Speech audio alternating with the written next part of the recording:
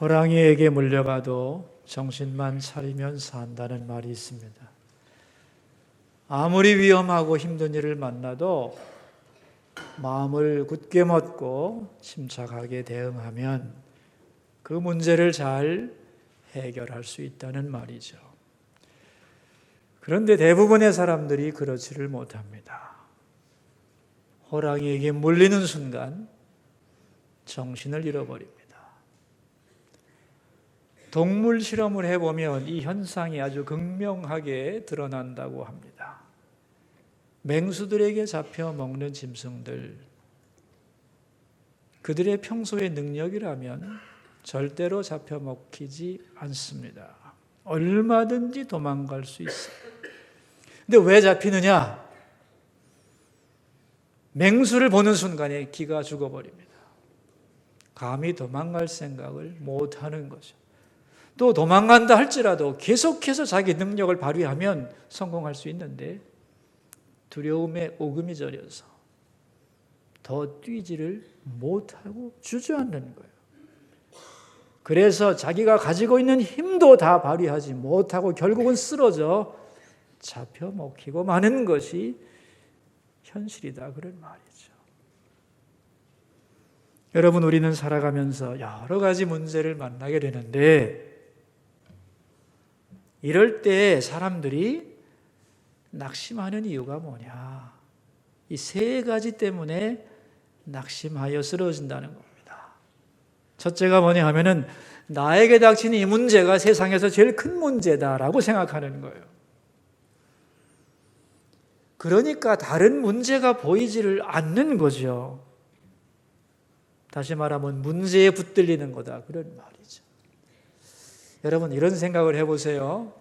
동굴 속에 들어가서 바깥 세상을 본다고 한번 생각해 보세요. 세상이 어떻게 보이겠어요? 동굴 모양으로 동그스름하게 보이겠죠?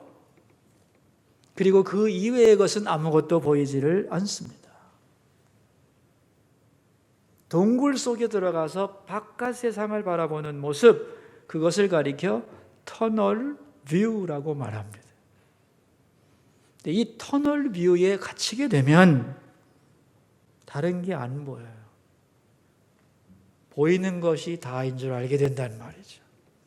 세상에는 내가 만난 것보다 더 큰 사건이 있는데도 불구하고 터널 뷰에 갇히게 되면 내가 만난 문제가 가장 크다고 생각해서 거기에 빠져드는 거란 말이죠. 내가 만난 문제보다 세상에 더 큰 문제가 많다. 이걸 기억해야 됩니다. 두 번째는 왜 나에게만 이렇게 어려운 일이 있느냐 생각하기 때문에 낙심하는. 남들은 잘 살고 편하게 살던데 왜 이 어려운 일이 나에게만 있는 거냐? 자기에게만 있는 거라고 생각을 하는 거예요. 남들이 다가가서 위로하려고 하면 당신이 내 상황을 어떻게 한다고, 그래서 위로받기를 거절하는 겁니다. 근데 여러분, 전도서에서 말씀했죠. 해 아래는 새 것이 없다고 그랬어요. 내가 지금 이 사건을 처음 만났을 뿐이지 이미 이전에 수많은 사람들이 내가 만난 문제, 아니 그보다 더 큰 문제를 만나서 고민하고 눈물 흘리고 이미 탄식한 거예요. 내가 지금 그 문제를 처음 만났을 뿐이죠. 세 번째는 이 문제는 시간이 지나가도 변하지 않을 것이다, 이렇게 생각하는 겁니다. 그래서 내일도 모레도 이 문제가 영원히 지속된다, 그것 때문에 눌려서 낙담하는 거예요. 아닙니다, 여러분. 시간과 함께 문제는 변하는 겁니다. 문제도 변하고 상황도 변하고 바라보는 나도 변하고 너도 변하고 모든 것이 변해가는 거예요.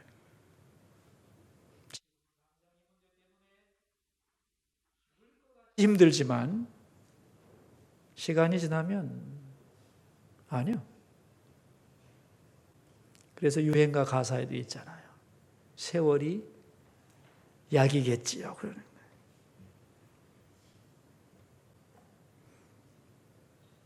이 문제를 어떻게 벗어나겠는가? 영원히 사라지지 않을 거다라고 생각하지만 세월이 흐른 후에는 그런 일이 있었던가? 그렇게 될 수도 있는 거라는 거죠. 그래서 전문가들은 말합니다. 이 세 가지 오해만 벗어나도 자살하지 않을 수 있다. 그리고 문제를 훨씬 더 수월하게 풀어갈 수 있다고 하는 것입니다. 우리 구성전에 있었을 때 얘기인데요. 어느 분이 이제 예배 끝나고 제가 앞에서 인사를 하는데 낯선 분이 이렇게 나가시다가 저보고 고맙습니다. 고맙습니다. 제가 전화 한번 드릴게요. 이러고서 가시더라고요. 그래서 그런가 보다 했는데 며칠 후에 이 전화벨이 울리는 거예요. 낯선 전화는 제가 잘 안 받는데 하도 전화가 울려서 혹시나 하고 받았더니만 대뜸 하는 말이 황명환 목사님이죠? 그러는 거예요. 그래서 그렇습니다. 했더니 제가 며칠 전에 인사드렸던 그 사람입니다. 그래서 하는 말이 목사님 저는 예수 믿는 사람이 아닙니다. 그런데 제가 아이를 잃었습니다. 그리고 하도 마음이 슬프고 낙심이 되어서 죽으려고 했는데 어느 분이 목사님 설교를 좀 들어보라고 그랬습니다. 내가 그 목사님 설교를 왜 듣냐 그랬더니만은 그 목사님도 슬픔을 겪으셨는데 은혜 중에 잘 극복하시고 웃으면서 말씀을 전하는 걸 보면 힘이 될 거라고. 그런 권면을 듣고 제가 방송을 듣기 시작했습니다. 몇 달 듣다 보니 얼굴을 한번 직접 뵈야 되겠다 하는 생각이 들어서 2주를 나왔는데요. 내용은 뭔지 잘 모르겠는데 아무튼 저는 예배 시간에 앉아가지고 목사님 얼굴만 봤습니다. 나도 언제 저렇게 웃을 날이 올까. 그런데 지난 주일 설교를 듣다가 목사님이 저를 보고 웃으시는데 저도 모르게 따라 웃고 말았습니다. 6개월 만에 처음 웃었습니다. 저는 제 인생에 다시 웃음이 있을 거라고는 생각하지 못했습니다. 웃는 제 자신이 너무도 신기했습니다. 저를 다시 웃게 해주셔서 감사합니다. 제가 그랬어요. 제가 웃게 해드린 게 아니죠. 하나님께서 선생님을 위로하신 거죠. 힘들지만 잘 견디세요. 훨씬 나아질 수 있습니다. 죽음으로 인생이 끝난다면야 너무 간단하죠. 그런데 인생은 죽음으로 끝나는 게 아닙니다. 그래서 제가 쓴 책 죽음 새로운 삶의 시작이라는 책을 우편으로 발송해 드린 적이 있습니다. 여러분, 세상에는요 힘들고 어려운 문제 앞에서 어찌할 줄 모르는 사람들 많습니다. 그런데 이 세 가지를 기억해야 됩니다. 세상에는 지금 내가 만난 문제보다 더 큰 문제도 얼마든지 있다. 또한 지금 나 혼자만 문제를 만나 힘든 것 같지만 이미 많은 사람들이 나보다 더 힘든 문제 다 경험한 거다. 나 혼자만 겪는 게 아니다. 그리고 세월이 가면 나아질 거다. 인정하시나요? 이것이 어려운 문제를 만났을 때에 사람들이 가져야 되는 자세입니다. 이 자세를 갖지 못하면 문제 앞에서 쓰러질 수밖에 없는 거죠. 우리는 지난 시간에 교역자와 성도에 대한 말씀을 나누었는데 여러분, 교역자와 성도 사이에 반드시 있어야 되는 게 뭐죠? 카리스마적 관계가 있어야 되는 거예요. 이게 없으면 신앙생활이 유지될 수가 없어요. 그런데 이 관계가 깨졌을 때 어떻게 해야 되느냐 하면은 치료 방법이 하나뿐이에요. 교역자를 위해 기도해야 됩니다. 이게 아주 어려운 문제예요. 그러나 기도할 때에 교역자도 변하고 상처 있는 그 사람의 심령도 치유가 돼요. 이걸 기도하지 않고 계속 그 상처를 말하기 시작하면 자신의 상처도 강화되고 듣는 사람에게도 또 다른 상처가 돼서 해결점이 없어요. 그래서 기도해야 돼. 교역자를 향한 자세가 많겠지만 지난 시간에 3가지를 말씀했어요. 조심해라. 두려움 없이 일하게 해줘라. 멸시하지 마라. 이게 성도가 교역자에 대하여 가져야 할 자세. 또한 교역자가 성도에 대하여 가져야 될 자세는 뭐냐면 나를 하나님께서 통로로 세우셨으니 이 통로 역할을 잘 하도록 막히지 않도록 몸부림치는 것이 교역자가 해야 할 일이죠.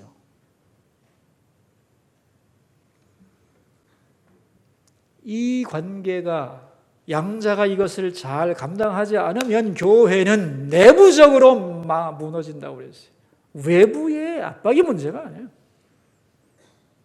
그래서 말세로 갈수록 마귀는 교회 안에서 이 관계를 통하여 많은 영혼들을 무너뜨릴 것임을 성경은 보여주고 있습니다. 그러므로 우리 모두는 나 자신의 신앙을 위해서, 교회를 위해서 각자의 자기 자리를 잘 지켜가야 하는 것입니다. 아멘이죠? 오늘 본문은 고린도전서의 결론입니다. 아시는 대로 고린도 교회는 문제가 많았잖아요. 그래서 사도 바울이 이런 경우는 이렇게 하고 저런 경우 저렇게 하라고 다 경우에 맞는 정답을 주었는데 그 마지막 결론을 이걸로 짓고 있는 거예요. 이런 뜻입니다. 지금 이런 문제를 이렇게 해결하라고 했는데 이거 외에도 많은 문제가 있을 수 있고 또 앞으로도 수없이 많은 문제를 만날 텐데 그때마다 어떤 원리를 가지고 그 문제를 처리해야 되느냐 하는 거예요. 사도 바울은 13절 이 한 구절로 모든 문제를 대처하는 원리로 제시하고 있습니다. 이 원리 원칙을 가지고 어떤 문제라도 대응해 나가라는 거예요. 이 13절을 다른 말로 하면 설교 제목입니다. 뭐죠? 신앙인이 문제를 해결하는 방법, 그것이 13절인데 우리 13절을 읽겠습니다. 깨어 믿음에 굳게 서서 남자답게 강건하라. 우리말로는 한 문장처럼 되어 있는데 헬라어로는 4개의 문장으로 독립되어 있어요. 먼저는 깨어라, 두 번째는 믿음에 굳게 서라, 세 번째는 남자답워라, 그리고 강건하라 이렇게 되어 있어요. 자, 그렇다면 먼저 깨어라. 이게 뭐냐 이거죠. 깨어라. 정신 차려라 그런 얘기입니다. 철학적으로 말을 바꾸면 현실을 직시하라 그런 말이에요. 나에게 닥친 문제가 이거구나 라고 내 현실을 인정하고 받아들이는 것, 이것이 깨어라는 말의 의미인 거죠. 여러분 여기 대치동에 가면은 학원 많죠. 학원가 많은데 그 학원에 그 원장님이 저한테 이런 말을 해 주었어요. 이제 그 학원에 지망하는 애들이 막 들어올 거 아니에요. 그럼 들어오면 무조건 다 시험을 보는 거예요. 그 아이들의 학력을 평가하기 위해서 시험을 보는데 시험 보면 점수가 나올 거 아니에요. 그러면 자기가 원래 기대했던 점수가 안 나오는 경우가 많다는 거예요. 그럼 그럴 때에 그 부모와 학생이 어떻게 해야 되느냐는 거예요. 내 머리로는 나는 이 정도 실력이 있는데 점수는 이렇게 딱 나왔다 그러면은 숫자로 표현된 점수를 일단 인정해야 된다는 거예요. 그러면 해결 방법이 나온답니다. 목표를 재조정하든지 더 열심히 하든지 아무튼 뭔가 해결책이 나오는데 이렇게 해결책을 세우면 이것이 가장 빠른 길이고 결과는 반드시 성공한다는 거예요. 근데 대부분의 학생과 부모가 어떻게 나오느냐? 자기 점수를 인정하지 않는다는 거예요. 우리 애가 그럴 리가 없다. 문제가 잘못됐다. 어쩌다 실수로 망친 거다. 더 다음에는 더 잘할 수 있으니까 이번 것은 무시하고 레벨업을 시켜서 그 반에 넣어달라고 강요를 한다는 거예요. 학원에서 이 아이를 높은 반에 넣어주는 건 어려울 게 없어요. 문제는 그 아이가 거기서 따라가지 못한다는 거예요. 그래서 흥미를 잃는다는 겁니다. 아이들이 수준만 맞으면 재밌게 배우는 게 공부인데 자기 실력보다 오버해서 높은 반에 들어가면 도태되잖아요. 흥미를 잃어버리는 거예요. 예를 들면 아이가 중3인데 수학 실력이 중1이다 이거예요. 그러면 중1 수학을 하는 곳에 들어가서 집중하면 서너 달 만에 회복할 수 있는데 절대로 그 반에 들어가려고 하지 않는다. 그래서 회복할 기회를 놓치고 고3까지 그대로 갔다가 결국은 진학에 실패한다는 거예요. 참 안타깝다 그런 얘기야. 아, 내 상태가 이렇구나. 이것이 내 현실이고 적나라한 내 모습이구나 하는 걸 인정해야 되는데 그 현실을 인정하는 게 뭐다? 깨어라 그 말이라. 여러분, 현대인의 특징 중에 하나는 도피하는 거예요.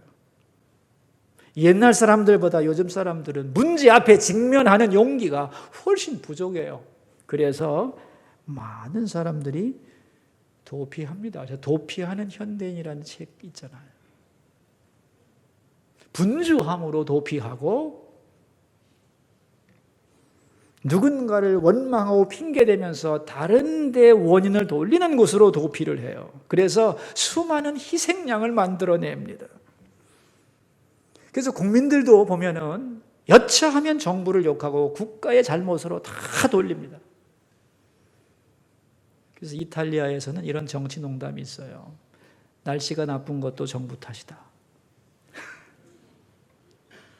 정치를 잘못해서 날씨가 더러운 거야. 그런 거예요. 길 가다 넘어져도 도로 관리 잘못해서 그런 거라고 고소 고발을 하는 거예요.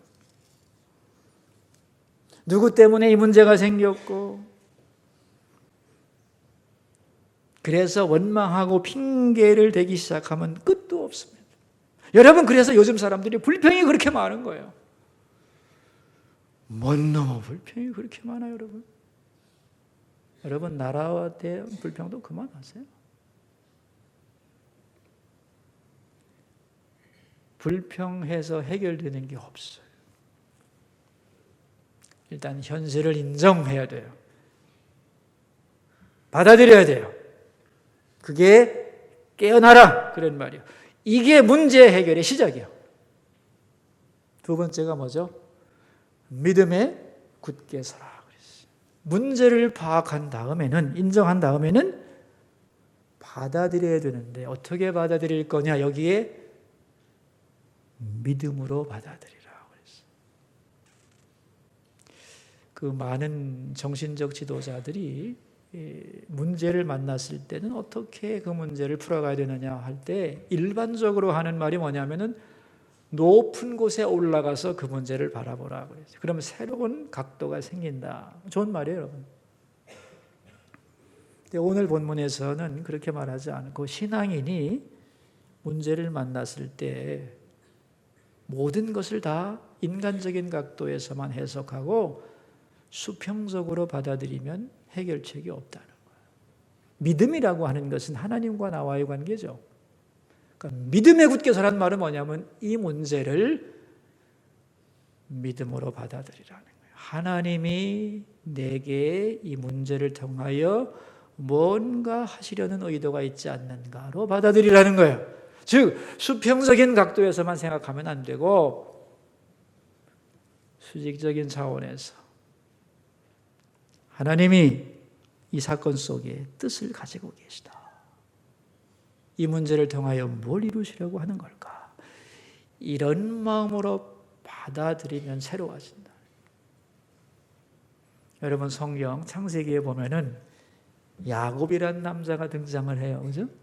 이 야곱이라는 남자가 한 여자를 사랑했지 아마? 그 여자 이름이 뭔지 여러분 아시죠? 라헬이라는 여자를 무지하게 좋아했어요. 그래서 이 여자와 결혼만 할 수 있다면 7년 동안 내가 무보수로 머슴살이 처갓집 해주겠다고 그랬어요.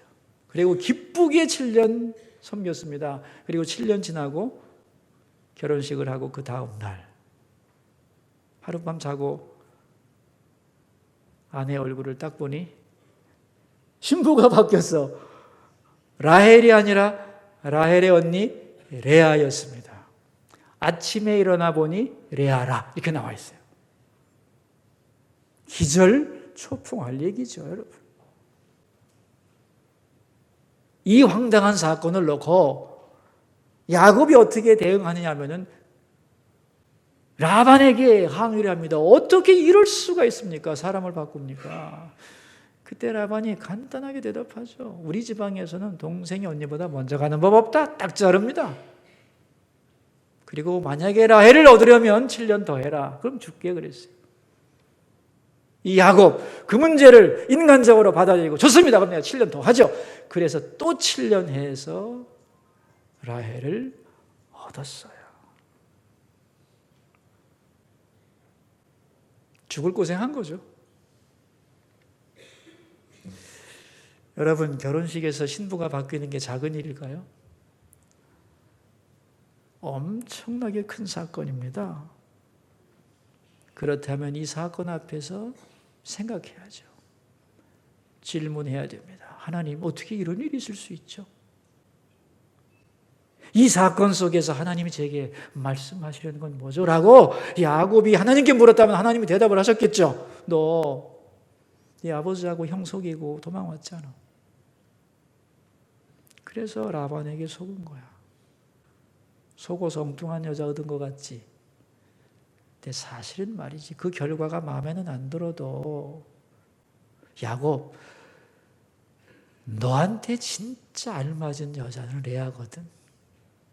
레아가 얼굴은 좀 그래도 사람이 유순하고 착하고 믿음 좋고 그리고 무엇보다도 너를 죽도록 좋아한다. 사모하기 때문에 아버지의 그 말을 듣고 들어온 거다. 만약에 이렇게 돼서 레아를 받아들이고 끝났다면 야곱의 인생은 완전히 변했겠죠. 야곱은 그런 생각 전혀 하지 않았습니다. 못 먹어도 고죠. 끝까지 라헬 얻을 거야. 7년을 더 고생해서 라헬을 얻었는데 불행했어요. 라헬이 금방 죽어요. 그리고 이 라헬이라는 여자는 강자가 심했어. 그리고 믿음도 없었어요. 그래서 야곱이 죽을 때 뭐라고 유언했는 줄 아세요? 나를 레아 곁에 묻어다오. 그랬어요. 성경 보세요. 내가 만난 사건을 믿음의 눈으로 받아들이면 새로운 차원이 열려요. 우리는 항상 잃어버리는 것만 생각하는데 아닙니다, 여러분. 잃어버리는 게 있지만 하나님은 그걸 통하여 더 깊고 오묘한 것을 주려는 분이에요. 그러니까 우리가 표면적으로 분석도 하고 이유도 따지겠습니다만 왜 수평적인 부분도 있을 테니까 그러나 근본적으로 내게 닥친 문제를 믿음으로 받아들이면 그 문제의 본질이 보이고 해결의 방법이 보이는 거예요. 그래서 믿음에 굳게 서라고 그랬어요. 세 번째가 뭐냐면 남자다워라 그랬어요. 이 남자답다는 말은 생물학적으로 남자다우라는 말이 아닙니다. 이스라엘 백성들, 이 히브리 개념에 의하면 남자답다는 말은 뭐냐면은 어리다, 미숙하다의 반대말이 남자답다는 말이에요. 여러분, 이스라엘 사람들은 숫자를 셀 때, 사람 숫자 셀 때 어린애와 여자를 안 세고 남자 숫자만 세웠어요. 왜 그런 줄 아세요? 남자가 성숙한 어른의 대표이기 때문에 그래요. 남자답다는 말은 이스라엘 개념으로서는 성숙하다는 뜻이에요. 이 성숙한 사람의 특징이 뭐냐 하면은 책임을 질 줄 아는 거예요. 남자답다는 말과 책임을 진다는 말은 동의어예요. 자, 그럼 제가 질문을 하나 하겠습니다. 남자다운 남자, 진짜 남자, 멋있는 남자는 어떤 사람일까요? 이런 남자가 진짜 남자야 라고 말할 수 있는 남자는? 내가 힌트 다 드렸잖아요. 예? 어떤 남자예요? 책임질 줄 아는 남자예요. 남자분들 동의하시죠?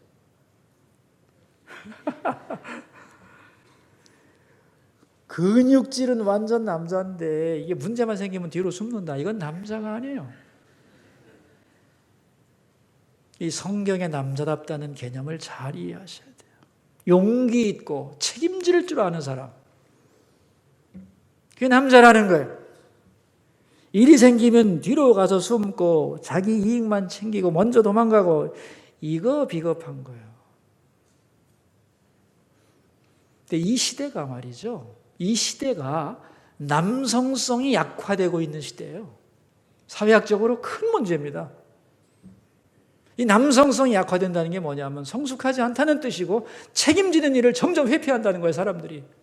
사회적으로. 이 사회학에서는 원래 공산주의를 분석해 보면 핵심 공산주의자들은 5%라는 거예요. 근데 왜 나머지가 그 나라가 다 공산주의화 되느냐? 95%가 아무 말도 안 하기 때문이죠.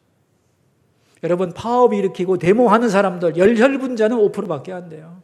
근데 다 파업에 동참하잖아요. 왜 그렇겠어요? 대다수가 침묵하기 때문이에요. 악한 사람이 악한 일을 활개치며 하는 이유는 선한 사람들이 입을 다물기 때문이에요. 그렇기 때문에 다 자기 편인 줄 알고 기고만장해서 설치고 다니는 거예요.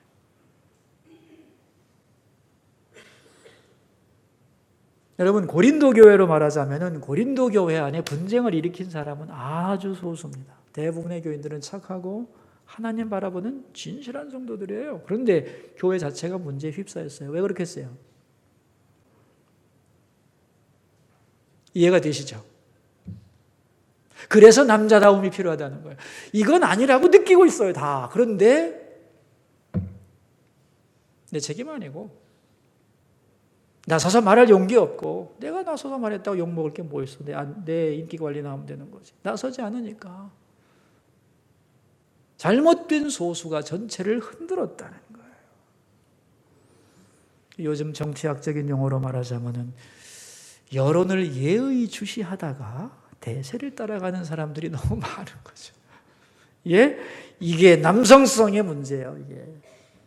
성숙하지 않고 책임질 줄 모르는 거. 여러분, 외교, 안보, 정치, 이 수많은 문제가 왜 해결되지 않고 있냐?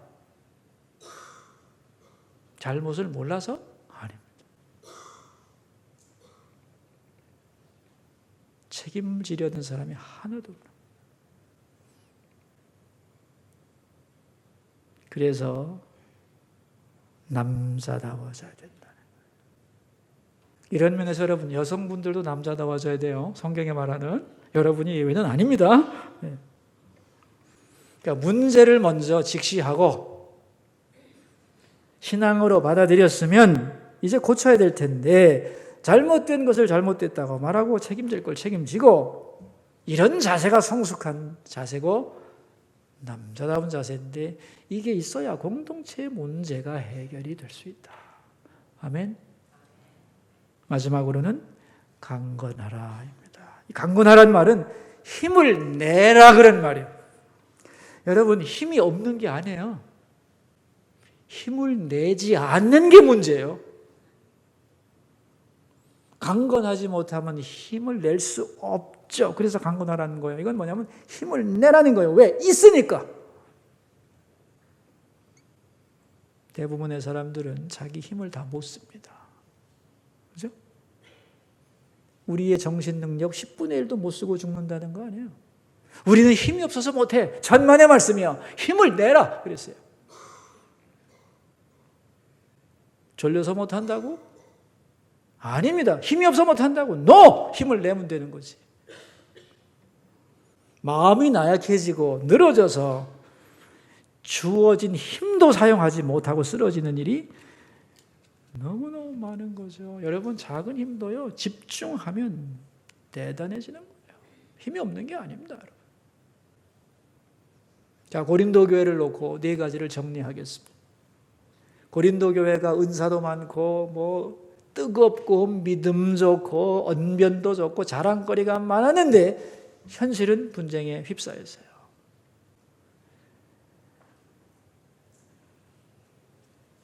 그렇다면 그 분쟁의 현실이 그들의 신앙의 현주소예요. 자랑하지 마라. 교만하지 마라. 이 싸움의 현실이 우리 모습이라고 인정하라는 거예요. 아멘? 그래야 뭐가 시작이 될 거 아니야.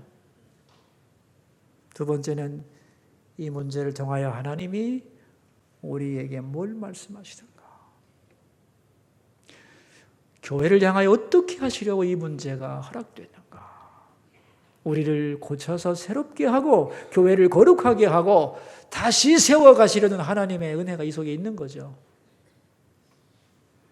그러니까 다 저 사람 책임이라고 나는 아무 상관없다고 뒤로 빠져 있으면 안 되고 책임을 의식을 느끼고 잘못한 건 잘못했다고 말하고 과감하게 그리고 끝까지 힘을 내서 밀어붙이면 해결된다 안 된다? 된다는 거예요. 그래서 이 신앙인의 문제 해결의 방법을 바울은 압축해서 13절로 요약하는 깨어 믿음에 굳게 서서 남자답게 강건하라. 여러분, 이 말씀을 여러분 가슴에 새겨두시기를 바라요. 그리고 나서 마지막으로 바울은 권면합니다. 자, 이렇게 여러 가지를 잘 감당함에 있어서 언제나 기억할 게 있다는 거예요. 동기, 근본 동기가 뭐냐? 14절입니다. 읽습니다. 너희 모든 일을 사랑으로 행하라.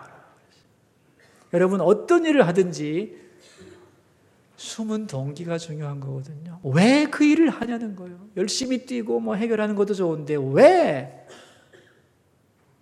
우리 고린도전서 13장에서 배웠죠. 사랑이 없으면 아무것도 아닙니다. 네가 그 일을 하는 이유가 뭔지를 생각하라는 거예요. 하나님을 사랑해서 하는 일이냐? 교회를 사랑해서 하는 거야?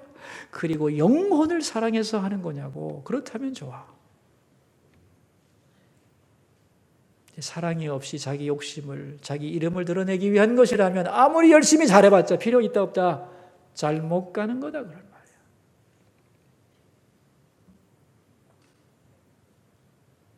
그래서 문제 해결 방법이 뭐냐?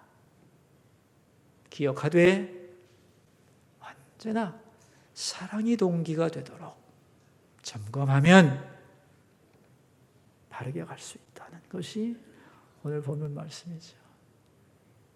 여러분, 우리는 문제투성이의 세계 속에 살아가요.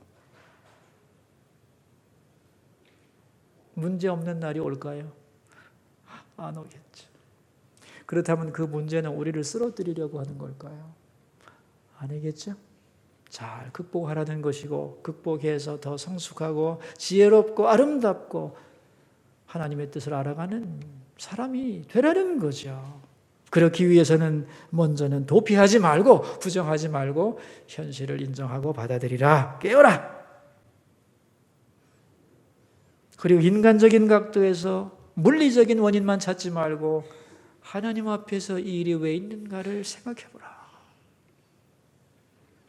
그리고 다른 사람 때문이라고 말하지 말고 책임을 인정하고 용기 있게 개입하고 힘은 작지만 끝까지 힘을 내서 그 일을 감당하면 해결이 된다는 거예요. 개인과 가정과 교회, 국가의 문제도 똑같습니다.